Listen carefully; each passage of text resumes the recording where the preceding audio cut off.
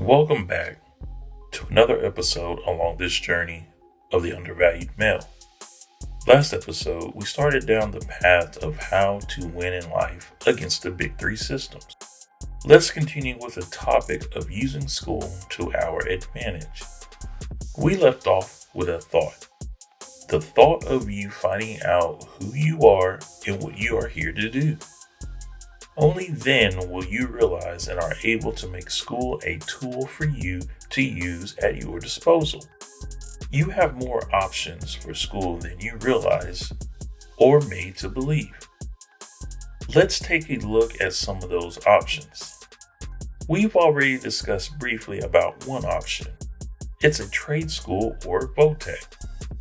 This is a great and cheaper option to get the skills and training you need to do what you want to do.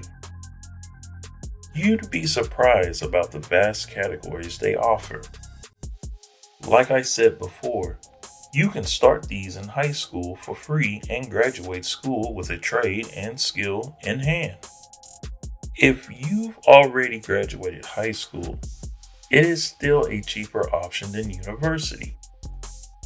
If what you want to do still requires a 4-year degree, you don't have to take out that outrageous student loan still.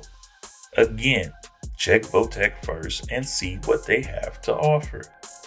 Then check your local community colleges.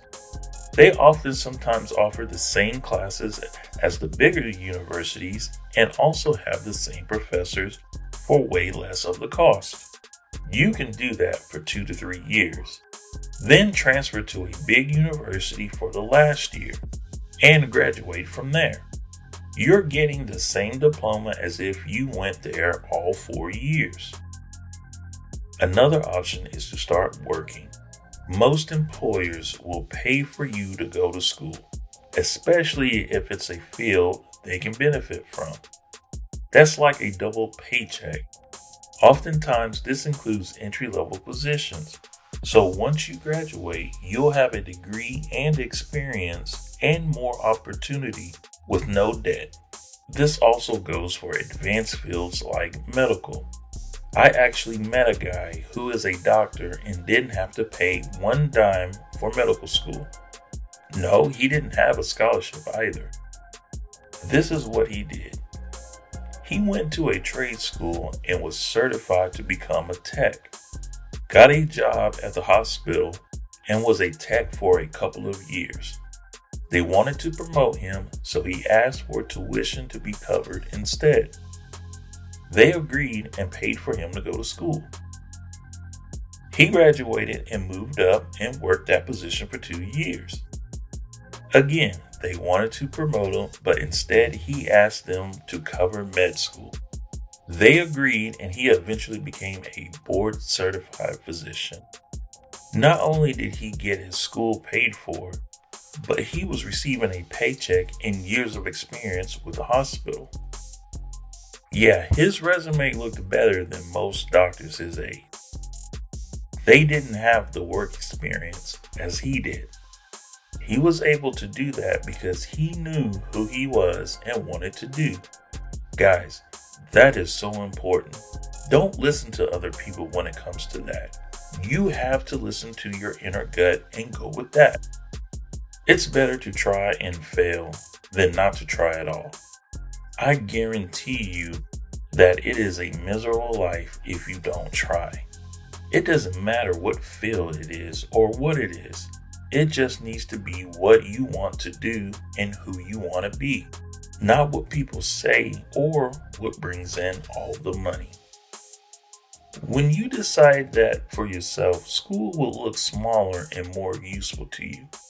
School seems daunting because of all the pressure there is to do something that you don't want to do. Then comes all the student loan debt, all the unnecessary books, peer pressure, dropping out, feeling like a failure, etc. And don't just get any old degree either, just to say you finished or to make someone proud. You'll be extremely disappointed when you don't find a job in that degree area, or you do, just to find out that you can make more delivering food and you wasted time, money, and energy on that degree. This is how the vast majority of people end up not working in their field of study. One of the biggest factors is that they let someone convince them to get that degree and they ignored their instincts.